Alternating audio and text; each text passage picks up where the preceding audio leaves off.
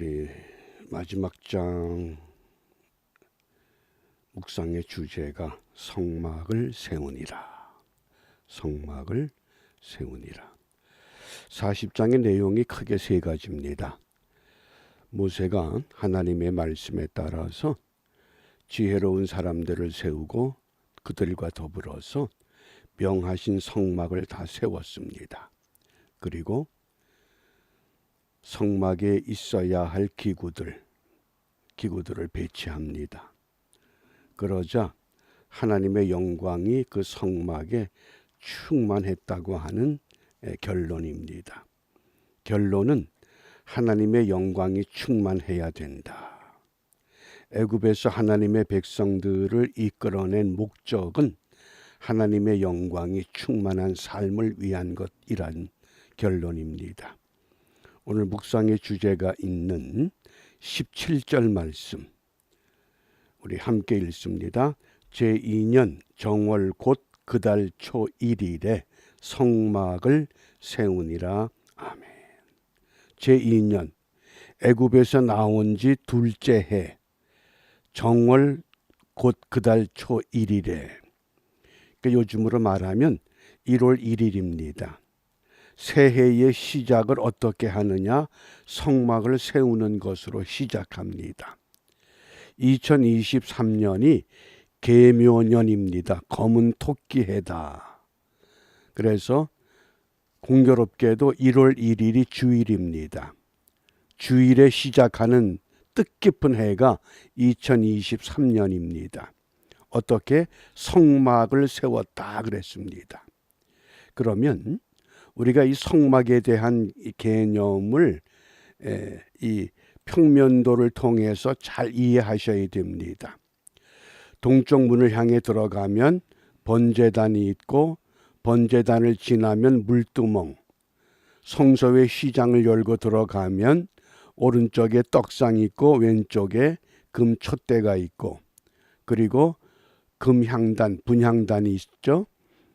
그 다음에 지성소의 휘장을 열고 들어가면 언약궤, 바로 그것이 언약궤의 뚜껑이 속죄소라고 하는 것. 그래서 그곳에서 하나님이 하나님의 백성들을 만나는 거룩한 장소가 된다고 하는 것. 이것을 사람의 몸에 비유하면 지성소가 영에 해당하고 성소가 혼에 해당하고 성막의 뜰이 육에 해당한다는 겁니다. 그런데 이 성막 전체는 우리 예수 그리스도의 모형입니다. 어떻게 이것이 확증되느냐? 누가복음 9장 21절이 변화산에 예수님께서 베드로와 야고보와 요한을 데리고 기도하러 올라가셨습니다. 누가복음 기자는 의사였기 때문에 사건을 좀 더 세밀하게 관찰해서 우리에게 알려줍니다. 마태복음에서는 그냥 변화산에 올라간 것으로 말씀하지만은 누가복음에서는 기도하기 위해서 올라가셨다. 그때 기도하는 중에 예수님의 용모가 변하셨습니다. 그 놀라운 모세와 엘리야가 등장합니다. 그리고 나서 예수님께서 내가 이제 별세 예루살렘에서 별세할 것이다. 그 별세라고 하는 것, 예수님께서 십자가에 못 박혀 죽게 될 것이다. 그 별세가 헬라어로 엑소도스입니다. 그 별세가 뭡니까? 예수님이 성막에 들어가서 번제단의 제물이 되는 것, 그것이 바로 그래서 성막이 예수 그리스도의 모형이라고 하는 것을 우리가 이해할 수 있습니다. 이것을 좀 더 우리가 구체적으로 그 성막이 세워졌을 때에 출애굽기 40장 34절에 그 후에 구름이 회막에 덮이고 여호와의 영광이 성막에 충만하며 이 회막과 성막이 동시에 나왔습니다. 회막은 사람들이 모이는 곳을 의미하고 성막은 하나님의 거룩한 장소를 말합니다. 이게 동시에 사용됐습니다. 거기에 하나님의 영광이 충만했다. 이 한문자의 영광을 잘 이해하시기 바랍니다. 이것처럼 좋은 뜻이 없습니다. 어떻게 하나님의 영광을 본문에서는 히브리 말로 카보드라는 영광을 썼습니다. 그런데 그 영광이 무슨 뜻이냐? 사람이 십자가와 같은 어려운 일을 감당한 후에 내가 한 일을 덮어버립니다. 내가 한 것 아니다. 그러면 그 덮었을 때에 거기에서 빛이 나기 시작합니다. 어떤 빛이냐? 빛 광자를 보면 작을 소자에 우뚝할 올자입니다. 이 우뚝할 올자가 여러 가지 의미가 있지만은 그 중에 가장 중요한 세 번째 뜻이 움직이지 않는다, 그 뜻입니다. 내가 맡은 그 자리에서 그 일을 완수하기 위해서 아무리 작은 것일지라도, 뭐 교회에 큰 일, 작은 일이 있습니까? 그럼에도 불구하고 성도들은 사람에게 드러나는 건 너나 할 것 없이 자원해서 하려고 합니다. 성가대가 그렇습니다. 가운 입고 거룩하게 보이죠. 그런데 주방에서 허드렛 일 하는 건 어느 누구도 하지 않으려고 합니다. 그런 것이 아니라는 겁니다. 가장 작은 것도 움직이지 않고 변함없이 그 일을 감당할 때 그것이 바로 하나님의 영광이 된다고 하는 겁니다. 이 영광이란 이 단어를 잘 기억해 주시고, 그러면 오늘 이 시대를 살아가는 그리스도인들에게 어떻게 하나님의 영광이 임하는 삶을 살아야 된다고 말씀하는가? 과거의 광야의 백성들은 성막을 통해서 하나님의 임재와 하나님의 영광을 보게 하셨고 누리게 하셨습니다. 그러면 오늘의 시대를 살아가는 현대 그리스도인들에게는 어떻게 하나님의 영광을 보게 하시고 나타나게 하시는가? 바울은 고린도전서 6장 19절입니다. 우리 함께 읽습니다. 너희 몸은 너희가 하나님께로부터 받은 바 너희 가운데 계신 성령의 전인 줄을 알지 못하느냐? 너희는 너희의 것이 아니라. 우리 몸이 성령의 전, 성막이라고 하는 것을 깨우쳤습니다. 그래서 이 성막의 변천을 보면 족장시대 때는 개별적으로 단을 쌓습니다. 근데 그 단은 어디든지 움직이는 겁니다. 아브라함이 가는 곳마다 단을 쌓았다. 단은 움직입니다. 광야의 백성들에게 성막을 주셨습니다. 그 성막은 백성들이 옮겨갈 때마다 같이 이동해 갔습니다. 이렇게 움직이던 성막이 언제 고정되기 시작했느냐? 솔로몬이 성전을 지은 후부터는 고정돼 버린 겁니다. 성전으로 가야만 하나님의 영광을 보는 것처럼 느껴지기 시작했습니다. 그것이 은혜 시대에 들어와서 교회로 완전히 굳어져 버린 겁니다. 그러니까 교회는 영광이 있고 교회 밖에는 영광이 없는 것 같은 이중 생활이 시작됩니다. 그래서 사도 바울은 그게 아니다. 너희 몸이 성막이다. 너희 몸이 성전이다. 우리 몸은 매일같이 움직입니다.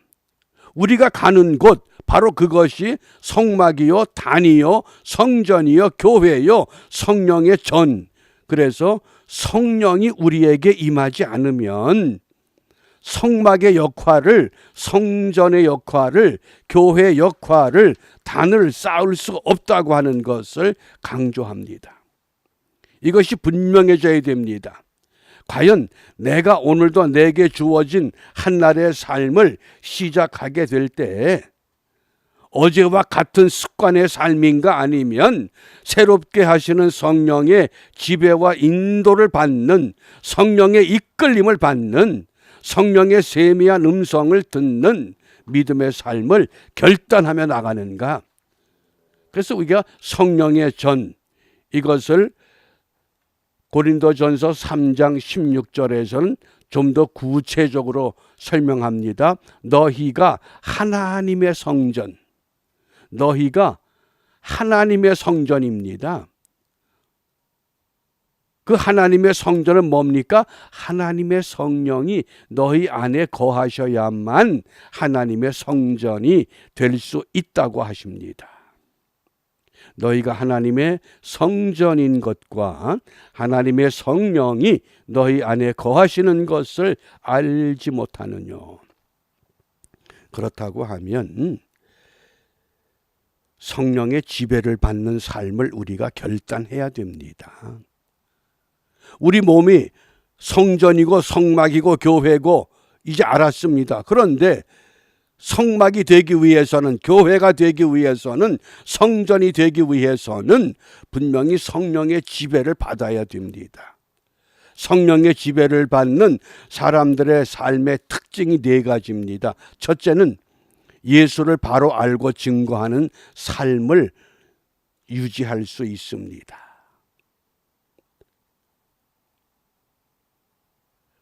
왜 바코드를 받아야 구원받는다 그러면 그런 이상한 교리에 사람들이 귀를 솔깃합니까? 그 이유가 뭡니까? 예수를 바로 알고 증거하는 삶을 회복하지 못했기 때문에 그렇습니다.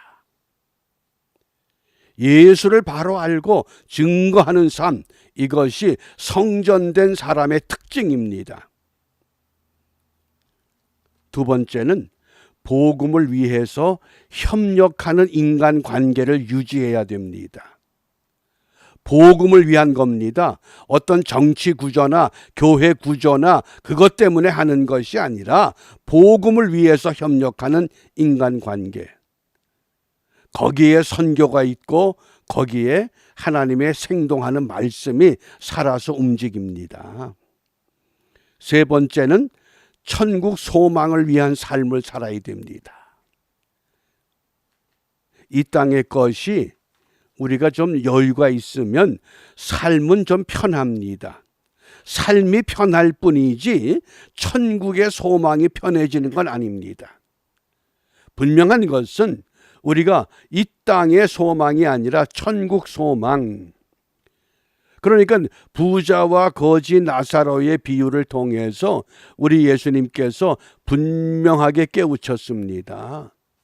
매일같이 호화롭게 좋은 옷을 입고 모든 사람이 좋아하는 파티를 열고 먹고 마시고 놀고 즐겁게 살다가 천국 소망 마지막에 어떻게 됐느냐? 어떻게 됩니까? 아브라함의 품에 안기느냐 아니면 음부의 골짜기에 들어가느냐? 결론이 그것입니다. 그런데 세상 것은 영원한 것이 아니지만은 아브라함의 품이라고 하는 거지 나사로가 그가 여기에서 위로를 받느니라. 세상에서 위로받지 못했던 모든 것들을 아브라함의 품에서 영원히 위로받는, 그게 천국 소망입니다.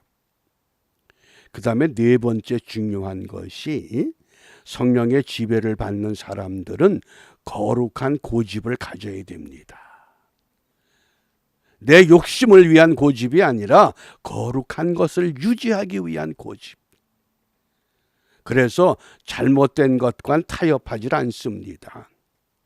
좋은 게 좋은 것이 아니라 거룩한 것이 좋은 것이고 성경적인 것이 좋은 것이고 진리가 좋은 겁니다.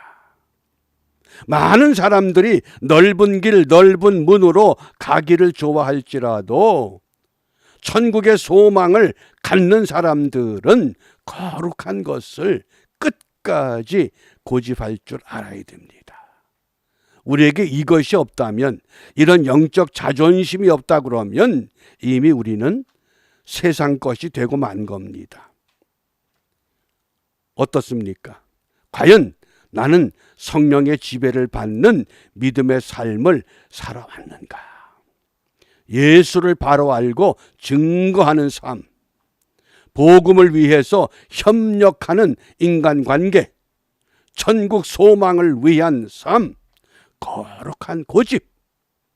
우리가 이러한 것들을 이제 마음에 두고 우리가 출애굽기를 마감하는 이 날에 과연 애굽에서 하나님의 백성들을 하나님의 은혜로 끄집어내셔서 광야를 거쳐 약속의 땅으로 이끌어 가시는 우리 하나님의 놀라운 섭리, 구원의 섭리가 오늘 우리에게는 적용이 돼 있지만은 그 적용을 우리가 완성하기 위해서 성숙한 단계로 이끌어 가기 위해서는 어떻게 해야 되겠어요? 자, 나 하나 구원 받았으니 만족하자. 주님은 그걸 원하지 않습니다. 그러므로 우리가 이 새벽에 어떤 기도를 해야 될까?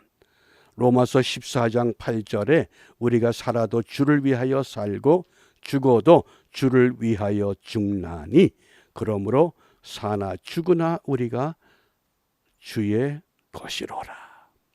살아도 주를 위하고 죽어도 주를 위한다.